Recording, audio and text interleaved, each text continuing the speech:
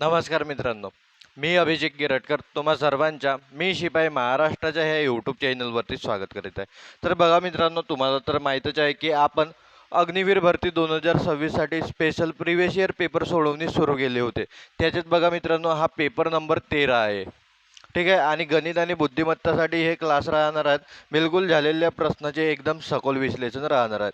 तर चला मित्रांनो, जास्त न बोलता आपण आपल्या टॉपिकला सुरुवात करूया. बघा, आज जो आपण पेपर पाहणार आहोत तो अग्निवीर GD 23 एप्रिल 2024 ला जो झालेला पेपर होता त्याच्यातील शिफ्ट नंबर 3 आहे मित्रांनो आजची. आणि जर तुम्हाला हे पेपरचे PDF हवे असतील किंवा जे काही आपण इथं शिकतो यांचे PDF हवे असतील तर काही नाही मित्रांनो, तुम्ही आपले टेलिग्राम चॅनल जॉईन करा. कोणती तर मी शिपाई महाराष्ट्राच्या तुमच्या डिस्क्रिप्शनमध्ये लिंक दिलेली आहे. चलो, पहिला आपण काय घेतो, मॅथचे 15 प्रश्न, मग नंतर रिजनिंगचे 5 प्रश्न. तर आधी काय सोडवूया, आपण मॅथ सोडवूया. चला पहा, पहिला प्रश्न काय म्हणते, संख्या 55055 यांची सरासरी किती असेल. बघा मित्रांनो, मी नेहमी तुम्हाला सांगतो, एक फॉर्म्युला लक्षात ठेवा, काही तर सरासरी. आता तर जे कंटिन्यू क्लासेस करत आहेत त्यांचे तर बिलकुल हा तोंडपाठच झाला असेल. काय तर सरासरी म्हणजे काय, सर्व संख्यांची बेरीज. सर्व संख्यांची बेरीज भागीला एकूण संख्या, भागीला काहीतरी एकूण संख्या, म्हणजे की संख्या किती आहेत. ठीक आहे, सर्व संख्यांची बेरीज. बरं, आपल्याला संख्या कोणकोणत्या दिल्या आहेत पहा ना. आधी 5 यांची बेरीज होणार, 5 अधिक 5 अधिक 0 अधिक काही तर 5 अधिक 5, एवढंच आहे ना. बघा ना, 2 वेळा 5 मग 0 मग 2 वेळा 5 असं दिलंय. आणि भागीला काय करणार, एकूण संख्या, म्हणजे संख्या आहेत किती किती आहेत, 1 2 3 4 5, किती संख्या आहेत, 5 संख्या आहेत, म्हणून भागीला किती करणार, तर आपण 5 करणार. चला करा मग आता यांची बेरीज. बघा, 5 आणि 5 10, 10 आणि 5 15, 15 आणि 5 20, 20 भागीला काय होणार, तर 5, 20 भागीला 5 म्हणजे किती, 4. म्हणजे तुमची ह्या प्रश्नाची सरासरी उत्तर किती आहे मित्रांनो, 4. म्हणजे कोणता, ऑप्शन नंबर 2 हा काय आहे, तर एकदम बरोबर उत्तर आहे. चला पुढचा प्रश्न पाहूया. काय म्हणते, जर एखाद्या व्यक्तीस 100 मीटर लांब पुलावरून जाऊन परत येण्यासाठी 40 सेकंद लागते तर त्याचा वेग किती. बघा, वेग काढणे आहे आपल्याला. वेग म्हणजे काय तर स्पीड. काय काढणे आहे आपल्याला, वेग. वेग म्हणजे काय तर मित्रांनो स्पीड. स्पीड कशी काढतो आपण, वेग कशी काढतो, अंतर भागीला काय तर वेळ, म्हणजेच काय तर डिस्टन्स अपॉन टाइम. असंच आहे ना आपला स्पीडचा फॉर्म्युला, डिस्टन्स अपॉन टाइम. मग बघा, आपल्याला अंतर किती दिलंय, काय म्हणते, जर एखाद्या व्यक्ती 100 मीटर लांब पुलावर जाऊन परत येण्यासाठी. बघा, 100 मीटर पूल आहे, हा समजा पूल आहे, हा किती मीटर आहे, 100 मीटर आहे. हा जात पण आहे आणि काहीतरी परत येत पण आहे. म्हणजे 100 मीटर जात आहे आणि 100 मीटर वापिस येत आहे. म्हणजे अंतर किती होत आहे त्याच्या, जाणी येणे 200 मीटर. त्याच्या अंतर किती होत आहे मित्रांनो, जाणी येणे 200 मीटर. आणि त्याला तो वेळ किती लागत आहे, तर 40 सेकंद. भागीला काय होणार, तर 40 सेकंद. बरोबर आहे का नाही. बघा ना, तो जात आहे आणि येत आहे. जायला किती, 100 मीटरचा रस्ता आहे, जात आहे 100 मीटर आणि वापिस पण येत आहे किती, तर 100 मीटर. जाणी येणे किती झालं, 200 मीटर. म्हणून काही तर 200 भागीला 40 किती होणार, 4 पंचे 20, म्हणजे 50. सॉरी, 50 नाही होणार, 5 होणार. 4 म्हणजे 20, कसं 5, बघा 1 0 कॅन्सल, 4 पंचे 20, म्हणजे काय होणार, तर 5 मीटर पर सेकंद. काय उत्तर येणार, तर तुमचं 5 मीटर पर सेकंद. कोणतं ऑप्शन आहे, ऑप्शन नंबर 3 काय आहे, तर एकदम बरोबर उत्तर आहे. चला, चांगला प्रश्न होता. पुढचा प्रश्न पाहूया. काय म्हणते, समीकरण 12 - 17 + 23 × 2 चे उत्तर काय. बघा काय आहे, तर 12 - 17 + 23 × 2. तर एक गोष्ट लक्षात ठेवा मित्रांनो, बॉडमास, काय तर बॉडमास, कंसचे बागू बेव, बॉड मास, याचा अर्थ होतो ब्रॅकेट, याचा अर्थ होतो चा ची चे. ठीक आहे. डी म्हणजे डिव्हिजन म्हणजे भागाकार, एम म्हणजे मल्टिप्लिकेशन म्हणजे गुणाकार, ए म्हणजे ॲडिशन म्हणजे बेरीज आणि एस म्हणजे सबट्रॅक्शन म्हणजे वजाबाकी. तर हे लाईन आहे मित्रांनो सोडवायची. आपल्याला जर कोणते पण उदाहरणं सोडवायची असेल तर आधी आपण ब्रॅकेट सोडवतो, मग त्याच्यानंतर चाचीचे, मग डिव्हिजन म्हणजे भागाकार सोडवतो, मग गुणाकार सोडवतो, मग बेरीज सोडवतो, मग काय सोडवतो तर वजाबाकी. इथं पण तसंच करणे. आधी काय सोडवणार बघा, आधी सोडवणार गुणाकार म्हणजे काय होणार 12 - 17. बघा 23 गुणिला 2 किती होणार +46. ठीक आहे. बघा मग काय सोडवणार, मग सोडवणार बेरीज काय राहणार 12 मायनस सॉरी पुन्हा घ्या. ठीक आहे. काय होणार 12 - 17. तुम्ही आधी याला पण सोडवू शकते किंवा आधी याला पण सोडवू शकते, कोणती पण सोडवा काही फरक नाही पडत. बघा 12 मधून 17 गेले, एक संख्या प्लस मध्ये एक मायनस मध्ये, चिन्ह मोठ्या संख्येचा, मोठी संख्या आहे 17 आणि 17 मधून मग 12 जाणार किती येणार -5 + 46. बघा तसंच एक संख्या मायनस मध्ये एक प्लस मध्ये, चिन्ह प्लसचं येणार आणि मोठ्या संख्येतून लहान संख्या वजा, 46 मधून 5 गेले किती होणार 41. म्हणजे तुमचं उत्तर काय येणार मित्रांनो 41. कोणता ऑप्शन, ऑप्शन नंबर 3 का हा काय आहे तर एकदम बरोबर उत्तर आहे. समजलं. चला समजत असेल तर हो म्हणा. चला पुढचा पाहूया. काय म्हणते, जर 80 व्यक्ती 10 दिवसात एखादे काम पूर्ण करू शकतात तर 20 व्यक्तींना तेच काम पूर्ण करण्यासाठी किती दिवस लागतील. बघा 80 व्यक्ती आहेत 10 दिवसात काम पूर्ण करतात आणि 20 व्यक्ती ते काम किती दिवसात पूर्ण करणार हे विचारलंय. तर किती दिवसात होणार पहा. 80 व्यक्ती आहेत 10 दिवसात काम करतात तर 80 गुणिला 10 केला हेच काम म्हणजे बरोबर होणार तेच काम आहे. तर 20 व्यक्ती किती दिवसात काम करणार तर 1 दिवसात काम करणार. चला 80 गुणिला 10. बघा हे गुणाकारात आहेत, इकडे येऊन काय होणार भागीला होणार, बरोबर काय होणार तर x. बघा 20 × 80 4 × 10 40. 40 बरोबर काय होणार x. म्हणजे ते 20 व्यक्ती तेच काम किती दिवसात पूर्ण करणार तर 20 दिवसात पूर्ण करणार. किती उत्तर नाही सॉरी किती 40 दिवसात. कोणता ऑप्शन, ऑप्शन नंबर 3 40 उत्तर आलं ना आपला. कोणता तर ऑप्शन नंबर 3 हा काय आहे तर एकदम बरोबर उत्तर आहे. चलो पुढचा प्रश्न पाहूया. काय म्हणते, जर 2100 रुपयावर 5% वार्षिक सरळ व्याज मिळत असेल तर 525 रुपये व्याज मिळण्यासाठी किती कालावधी लागेल. कालावधी काढायला सांगितले. सरळ व्याजच्या सीधा सीधा फॉर्म्युला लक्षात ठेवा मित्रांनो तुम्ही. सरळ व्याज, सरळ व्याज म्हणजे काय होते तर मित्रांनो मुद्दल गुणिला वेळ गुणिला दर भागीला काय होतो तर 100. ठीक आहे. आपल्याला व्याज दिलाय बघा, एवढा व्याज मिळण्यासाठी म्हणजे हा सरळ व्याजच झाला ना. 525 काय दिलाय आपल्याला व्याज दिलाय 525. मुद्दल म्हणजे जे रक्कम आपण काही व्याजाने घेतो ते किती घेतला आपण 2100 रुपये. तर करा 2100. वेळ काढणे, वेळला आपण x घेऊ मित्रांनो आणि दर किती आहे 5% म्हणजे 5/100. चला काय कटते का 20 20 कॅन्सल. बघा काय होणार मग 525 हे गुणिला आहेत 21 इकडे येऊन भागीला होणार, हे पण गुणिला आहेत इकडे येऊन काय होणार भागीला होणार म्हणजे वाचणार किती x. चला भाग देऊया कितीने 5ने, ज्याने दिसतो 5ने द्या. 5 1 5 0 5 5 25. 21 5 105 होतात म्हणजे x किती आला तुमच्या मित्रांनो 5. हा काय असणार तर 5 वर्ष. काय असणार हा 5 वर्ष. कोणता ऑप्शन आहे तर बघा ऑप्शन नंबर 1 हा काय आहे तर एकदम बरोबर उत्तर आहे. हे थोडं चेक करत जा कॅल्क्युलेशन, मिस्टेक कॅल्क्युलेशन मध्ये होते. फक्त जर तुम्हाला फॉर्म्युला चांगल्याने मांडता असेल तर मिस्टेक होण्याचे चान्सेस फक्त कॅल्क्युलेशन मध्ये असतात. कॅल्क्युलेशन जर तुम्ही चांगल्याने केलं तर एकदम तुमचं उत्तर बरोबर निघतो. समजलं. चला पुढचा प्रश्न पाहूया आता. काय 48 60चे सरळ रूप खालीलपैकी काय असेल. काय असेल बघा 48 60. मोठ्यात मोठी संख्या पहा की दोन्ही संख्यांना भाग देईल तर ते किती आहे 12. 12 × 48 12 25 60. म्हणजे याच्या सरळ रूप म्हणा किंवा लहान रूप म्हणा कोणत्याही पद्धतीचा शब्द देऊ शकतो.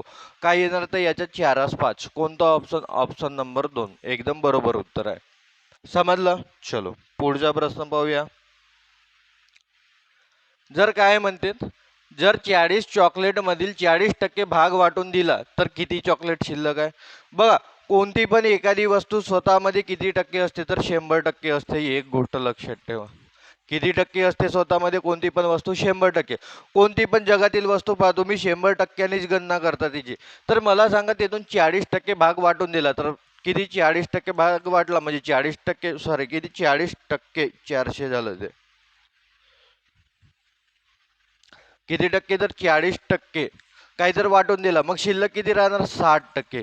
पण 60% कोणाचे होते? किती? 40% चॉकलेट. 40 चॉकलेटचे 60% म्हणजे 40चे 60%. टक्का म्हणजे भागीला 100. टक्का म्हणजे काय होते? तर भागीला 100. हे किती आहे? तर 40. म्हणजेच काय होणार? 40चे चा अर्थ होतो गुणाकार 60%. 60% म्हणजे 60 भागीला 100. बस असंच होणार बघा. 1 0 हा 1 0 हा 1 0 हा 1 0 हा कॅन्सल म्हणजे काय उरलं? 6 चौक 24. जर 40% देतून जर वाटून दिला आपण तर आपल्याकडे उरणार किती? तर 24. किती चॉकलेट उरणार? 24 चॉकलेट. चला समजलं. पुढचा प्रश्न पाहूया. काय म्हणते? जर आयताची लांबी 6 मीटर आणि रुंदी 8 मीटर असेल तर त्याचा परिमाण किती असेल? मला वाटते ती परिमाण नाव न लिहिता परिमिती लिहायला पाहिजे होतं. मे बी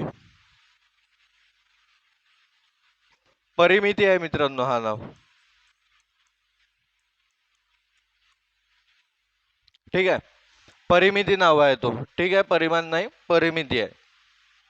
परिमिती म्हणजे काय होते ते लक्षात द्या. परिमिती परिमिती म्हणजे काय होते मित्रांनो? सर्व बाजूंची बेरीज. सर्व बाजूंची बेरीज यालाच काय म्हणतो आपण? परिमिती. बरं मला सांगा काय दिलंय आपल्याला? आयत. आयताला बाजू किती असतात? बघा हा एक आयत आहे मित्रांनो. याला बाजू किती असतात? ही एक बाजू ही एक बाजू. जे अपोजिट बाजू असतात ते काही असतात? समान असतात. ही एक बाजू आणि ही एक बाजू दोन्ही बाजू काही असतात? समान. लांबी आणि रुंदी दिली आहे मित्रांनो. आयताची लांबी जर 6 मीटर असेल आणि रुंदी 8 मीटर असेल म्हणत आहे तर हे 6 मीटर तर हे पण 6 मीटर आणि हे 8 मीटर तर हे पण 8 मीटर असेल. ठीक आहे. परिमिती म्हणजे सर्व बाजूंची बेरीजच होते मित्रांनो. पण जेव्हा आयताची गोष्ट होते त्याच्यासाठी आपण स्पेशल फॉर्म्युला वापरतो. काय? 2 गुणिला लांबी अधिक रुंदी म्हणजे लेंथ इंटू ब्रेथ असा वापरतो आपण. तर करा 2 गुणिला काय होणार? तर 6 अधिक 8. काय होणार? 2 गुणिले 6 आणि 8 किती होणार? 14. आणि काय होणार? 14 दुने 28. काय येणार? तर 28 मीटर. कोणता ऑप्शन आहे? तर ऑप्शन नंबर 2 हा एकदम बरोबर उत्तर आहे. तर थोडे हे गोष्टी लक्षात ठेवा. जे कंटिन्यू क्लासेस करत आहेत बघा मित्रांनो 13वा क्लास आहे. वारंवार वारंवार तेच गोष्टी रिपीट होत आहेत. तर आशा करतो तुम्ही कंटिन्यू क्लासेस पाहिजे. जर डायरेक्ट तुम्ही 13वा पाहत असाल काही हरकत नाही. हा पाहून घ्या. आणखी डबल तुम्ही रिपीट 1 पासून चालू करा. असेच प्रश्न येतात मित्रांनो कारण की हे झालेलेच पेपर आहेत. म्हणून हे असं आहे. फक्त हा फॉर्म्युला एक लक्षात ठेवून द्या. कधी कधी आपल्याला डायरेक्ट फॉर्म्युला देखील विचारतो. चलो पुढचा प्रश्न पाहूया. काय म्हणते? जर 50 लिटर दूध आणि पाण्याच्या मिश्रणात 20% पाणी असेल तर दुधाची मात्रा किती? हा दुधाची मात्रा आहे. तर दुधाची मात्रा किती असेल? बघा 500 लिटरचं मिश्रण आहे त्याच्यात पाणी किती आहे? म्हणते 20%. मला सांगा कोणती पण वस्तू स्वतःमध्ये किती टक्के असते? 100%. जर 100% पुरा मिश्रण आहे मला सांगा त्याच्यात किती आहे? 20% पाणी. जर मी 20% हा पाणी काढून टाकलो तर बाकीच्या दूध उरणार. परत दूध किती टक्के उरणार? 100 मधून 20 गेले तुम्ही म्हणाल सर 80% दूध उरणार. किती टक्के दूध उरणार? तर 80%. तर मग काढा 500चे 80%. कारण की आपल्याकडे मिश्रण किती आहे? 500. त्याच्यात 20% पाणी आहे 80% दूध आहे. तर आपल्याला काय दुधाचीच मात्रा विचारली आहे तर 80% काढावं लागेल. तर 500चे 80%. 80% म्हणजे 80 भागीला 100. चला काय कटतो का? 1 0 1 0 1 0 1 0. 8 25 40 आणि हा 1 0 म्हणजे किती लिटर? तर 400 लिटर. दुधाची मात्रा किती आहे? तर 400 लिटर. कोणता ऑप्शन? ऑप्शन नंबर 4 हा एकदम बरोबर उत्तर आहे. चलो पुढचा प्रश्न पाहूया. का म्हणते 10 15 आणि 20 यांच्या लघुत्तम सामायिक विभाज्य म्हणजेच काही एलसीएम किती आहे? बघा मित्रांनो तुम्हाला लसावी मसावी समजत नसेल, एलसीएम एचसीएफ समजत नसेल तर याच्यावरती आपण चांगल्या पद्धतीने आपल्या यूट्यूबवरती क्लास अपलोड केलेला आहे. तो एकदा तुम्ही पाहून घ्याल. हा क्लास पाहून झाल्यानंतर हे काढायचे कसं ते सांगतो मी. बघा काय काढायचे आहे आपल्याला लसावी कितीच्या 10, 15 आणि 20च्या. बघा अशी मोठीत मोठी संख्या घ्या की ते तिघांना पण भाग जाईल. कितीने भाग जातो? 5ने भाग जातो. काय होणार? 5 दुने 10, 5 तेरी 15, 5 20. बरं आता अशी मोठ्यात मोठी संख्या घ्या की तिघांना पण भाग जाईल. तिघांना तर जाताना दिसत नाही. कमीत कमी मग दोघांना तरी गेलं पाहिजे. दोघांना जाते का? हो जाते ना. दोन्ही भाग जाते. काय होणार? बे एक बे. 3ला भाग नाही जात. 3ला जसे तसे ठेवा आणि बे दुने 4. आता जातो का नाही? मग तुमच्या लसावी काय होणार? लसावी बघा मित्रांनो, ज्या संख्येने आपण भाग दिला आणि जी संख्या आपल्याकडे येऊन उरली त्या सर्वांचा गुणाकार म्हणजे आपला लसावी होतो. काय होणार मग? 5 गुणिला 2 गुणिला 3 गुणिला काय होणार? तर 2. काय होणार? 5 दुने 10, 10 तेरी 30, 30 दुने 60. म्हणजे किती उत्तर येणार? 60. यांच्या लसावी किती असणार मित्रांनो? 60. कोणता ऑप्शन? तर ऑप्शन नंबर 4 हा काय आहे? तर एकदम बरोबर उत्तर आहे. चला समजत आहे तुम्हाला? चला समजत असेल तर हो म्हणा. चला हा काय आहे? तर वर्गमुळात 16. काय म्हणते? वर्गमुळात 16. याच्या अंतर काय होतं? म्हणजे याचा अर्थ असा होतो मित्रांनो की हा 16 कोणाचा वर्ग आहे? 16 हा कोणाचा स्क्वेअर आहे? तर कोणाचा आहे मित्रांनो? 4चा. म्हणजे ह्या प्रश्नाचं उत्तर किती येणार? तर 4. एकदम सोपा प्रश्न. चला काय म्हणते? जर 123 भागीला x असेल तर x चे मूल्य किती असेल? काय म्हणते? जर 123 भागीला x असेल तर x चे मूल्य किती असेल म्हणते. सोपी प्रश्न. काय म्हणते? 123 भागीला जर x असेल आणि बरोबर काय आहे? तर 3. आपल्याला काय काढणे आहे? x काढणे आहे. बघा काय होणार? 123 हा x भागीला इकडे जाऊन काय होणार? गुणिला. म्हणजे 3 गुणिला x होणार. पण आपल्याला काढणे आहे x. तर काय होणार? 123 हा गुणाकारात आहे. आता इकडे येऊन काय होणार? तर भागीला होणार. बरोबर काय होणार? x. बघा कोणत्या संख्येने कटतो का? कटत असेल तर काटून घ्या. बघा 3 चौक 12, 3 1 3. म्हणजे काय होणार? 41 बरोबर x. 41 बरोबर काय होणार? तर x आहे का ऑप्शन मध्ये? आहे ना. कोणता ऑप्शन आहे? ऑप्शन नंबर 2 हा एकदम काय आहे? तर बरोबर उत्तर आहे. चला पुढचा प्रश्न पाहूया. बघा काय म्हणते? पहिल्या 5 विषम संख्यांची सरासरी किती? पहिल्या 5 विषम संख्यांची सरासरी काढायची आहे. तर पहिली कोणती आहे? कोणत्या म्हणला? समय विषम आहे ना. विषम संख्या म्हणजे अशा संख्या मित्रांनो की ज्यांना दोन्ही भाग नाही जात. तर पहिली कोणती आहे हे लक्षात ठेवा. पहिली 1, दुसरी 3, मग 5, 7 आणि 9. ह्या झाल्या 5. 1 2 3 4 5. यांची काय काढायची आहे? तर मित्रांनो सरासरी काढायची आहे. बघा जर क्रमागत संख्या असतील, नेहमी सांगतो क्रमागत संख्या म्हणजे काय? त्यांच्यामधला फरक हा समान असेल तर तेव्हा काय? जे मधली संख्या असते तीच सरासरी असते. मधली संख्या कोणती आहे? तर 5 आहे. बघा इकडून 2 जोडा, तिकडून 2 जोडा, मधली काय येणार? 5च येणार. तर कोणता ऑप्शन? ऑप्शन नंबर पहिला हे काय आहे? तर बरोबर, म्हणजे सॉरी ऑप्शन नंबर 4 हा काय आहे? बरोबर उत्तर आहे. हे तर झाली डायरेक्ट. हे लक्षातच ठेवा तुम्ही. जर क्रमागत संख्या असतील, क्रमागत म्हणजे काय? ज्या संख्यांमध्ये फरक हा समान असतो. बघा प्रत्येक संख्यामध्ये हा फरक काय आहे? तर समान आहे. प्रत्येक संख्येत एकचाच फरक आहे. म्हणून मधली संख्या हा उत्तर येणार. पण मग जर सरासरीचा फॉर्म्युला लावून कसं करायचं? सरासरी सांगितलं मी तुम्हाला आताच फॉर्म्युला. सर्व संख्यांची बेरीज भागीला एकूण संख्या. आता मी लिहत नाही फॉर्म्युला, डायरेक्ट संख्या मांडतो. काय होणार? 1 अधिक 3 अधिक 5 अधिक 7 अधिक 9 भागीला काय? तर एकूण संख्या किती आहेत? 5च आहेत ना. तर भागीला काय होणार? 5. बघा 1 आणि 3 4, 4 आणि 5 9, 9 आणि 7 16, 16 आणि 9 किती होणार? तर 25. 25 भागीला 5 म्हणजेच उत्तर किती येणार? 5. कसे येणार? 5. आणखी एक फॉर्म्युला आहे मित्रांनो, तो पण लक्षात घेऊन घ्या. जर क्रमागत संख्या असतील, ठीक आहे, क्रमागत सारख्या संख्या असतील तर मग कसं करायचं? आपण मधली संख्येचा फॉर्म्युला, ह्या सरासरीलाच आपण मधली संख्या देखील म्हणतो मित्रांनो.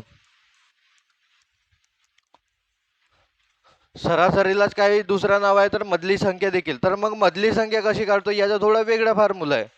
मधली संख्या, चला सांगा बरं, जे कंटिन्यू क्लासेस करत आहेत त्यांनी सांगा. मधली संख्या म्हणजे काय? तर पहिली संख्या, पहिली संख्या अधिक शेवटची संख्या अधिक काय? तर शेवटची संख्या भागीला काय? तर 2.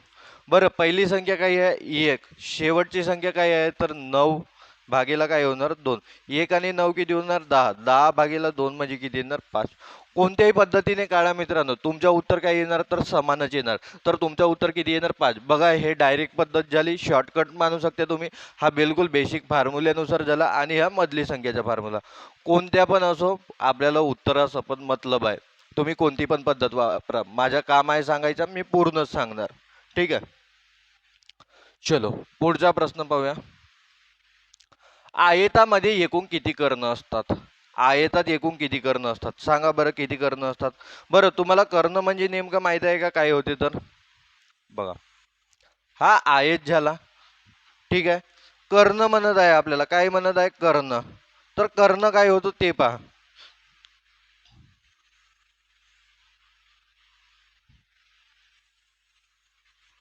ज्या ह्या मधलातल्या म्हणजे ह्या राहतात मित्रांनो काय रेषा, त्यांना आपण कर्ण म्हणतो. तर मला सांगा किती कर्ण निघले याच्यातून? बघा, ही एक सीधा सीधा दिसत आहे ना आपल्याला, ही एक निघाली आणि ही एक निघाली, म्हणजे किती आहेत? दोन. म्हणजे कोणतं उत्तर असणार तुमचा? ऑप्शन नंबर 2 हा काय आहे? तर एकदम बरोबर आहे. किती कर्ण असतात एका आयतामध्ये? 2 कर्ण असतात. चला पुढचा प्रश्न पाहूया आणि गणिताचा शेवटचा प्रश्न काय आहे मित्रांनो, इकडे सोडून देतो मी तुम्हाला चांगल्या पद्धतीने.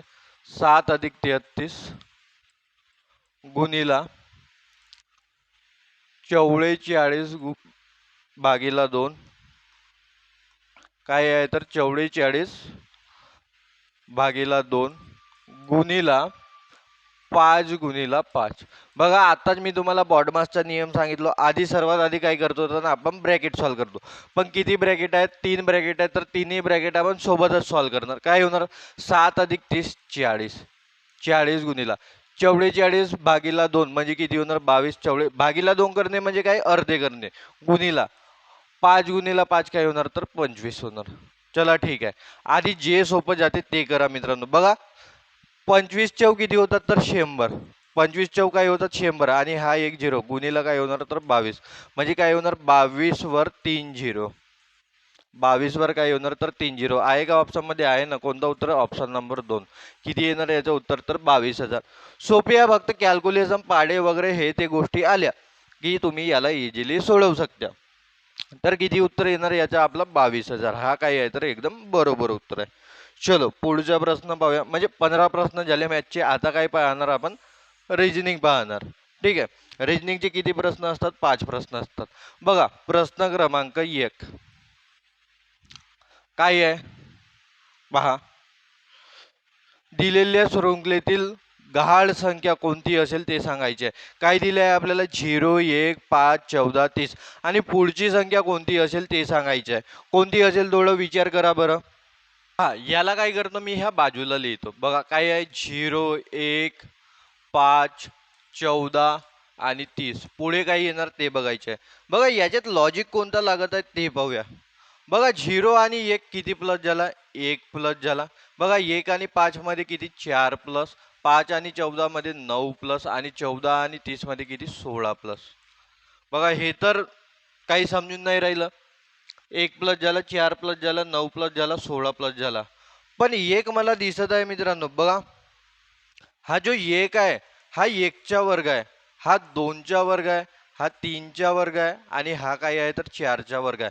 पहा ना, एक एकच्या वर्ग आहे, 4 2च्या वर्ग आहे, 9 3च्या वर्ग आहे आणि 16 काही 4च्या वर्ग आहे. म्हणजे साहजिकच आहे पुढे येणारी संख्या काय असणार? 5च्या वर्ग. 5च्या वर्ग काय येणार? 25. म्हणजे ह्या 30 मध्ये किती जोडा लागेल? 25 जोडा लागेल. 30 मध्ये 25 जोडला तर किती येणार मित्रांनो? 55.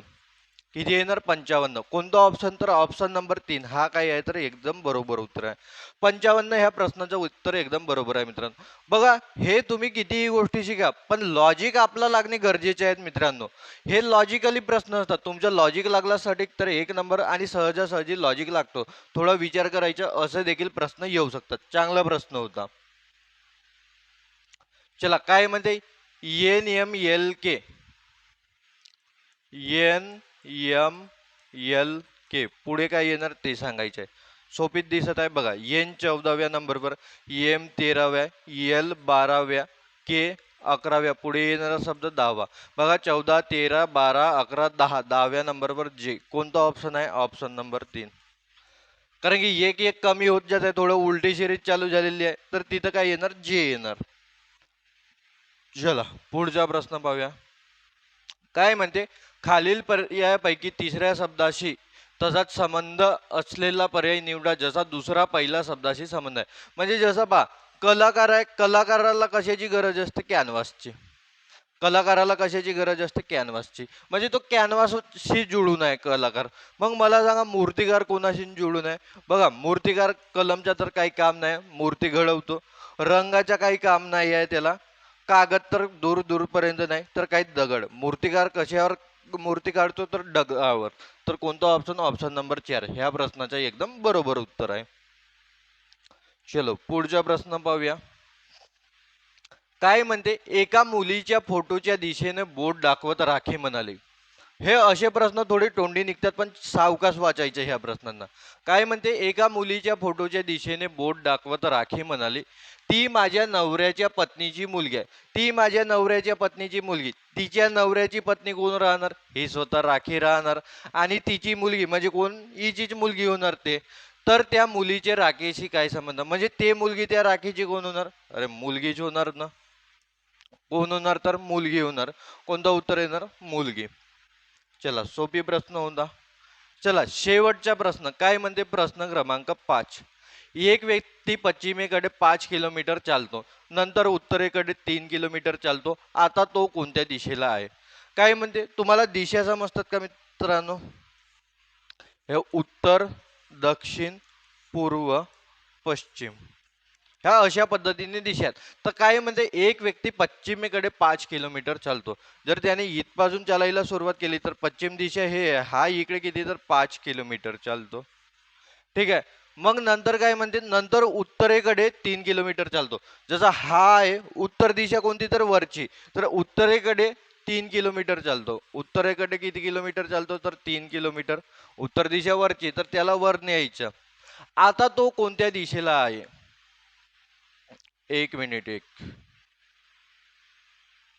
काय म्हणते? एक व्यक्ती पश्चिमेकडे 5 किलोमीटर चालतो, नंतर तो उत्तरेकडे 3 किलोमीटर चालतो. आता तो कोणत्या दिशेला आहे? हा, तो इथपासून त्याने चालायला सुरुवात केली होती. बघा हे इथपासून जसा आपण हा केला त्याने ह्या इथपासून चालायला सुरुवात केली होती. आता तो ह्या दिशेला आहे. तर हा दिशेचा कोणता तोंड आहे ते सांगायचं आहे. बघा ही कोणती दिशा झाली? ही झाली मित्रांनो पश्चिम दिशा. ही कोणती दिशा झाली? ही झाली उत्तर दिशा. ठीक आहे. तो कोणत्या पश्चिम आणि उत्तर ह्या दोघांच्या मध्ये फसलाय? कोणता पश्चिम आणि उत्तर? उत्तर पश्चिम म्हणू शकतो आपण त्याला. ह्या दरम्यान फसलाय. ठीक आहे. तर तो कोणत्या दोन म्हणजे त्याच्या तोंड कोणत्या दिशेला आहे? उत्तर पश्चिम दिशेला आहे. बरं हा तर इथं डायरेक्ट उत्तर पश्चिम दिशा दिलाय. उत्तर पश्चिम दिशा बरोबर उत्तर आहे. पण ह्या दिशेला मराठीमध्ये कोणतं नाव दिलंय ते तुम्हाला कमेंट करून सांगायचे आहे मित्रांनो. ह्या दिशेला आपण मराठीत काय म्हणतो ते तुम्हाला कमेंट करून सांगायचे आहे. हा तुमच्यासाठी आजचा होमवर्क आहे. ठीक आहे. तर उत्तर काय येणार आहे? याचा पहिला ऑप्शन उत्तर पश्चिम ही दिशा, कारण की तो दोघांच्या मधामध्ये आहे. चलो झालं. चला 5 प्रश्न संपलेले आहेत रिजनिंगचे. मॅथचे 15 आणि रिजनिंगचे 5 असतात. तर चला मित्रांनो आजच्यासाठी एवढंच राहू देऊ. काय करायचे आहे तुम्हाला? पीडीएफसाठी आपले टेलिग्राम चॅनल जॉईन करून घ्या. डिस्क्रिप्शनमध्ये लिंक दिलेली आहे. तर चला तुम्हाला जर माझी शिकवणी आवडत असेल मित्रांनो नक्की तुम्ही तुमच्या मित्रांपर्यंत शेअर करा. चला आजच्यासाठी एवढंच राहू देऊया. जय हिंद, जय महाराष्ट्र.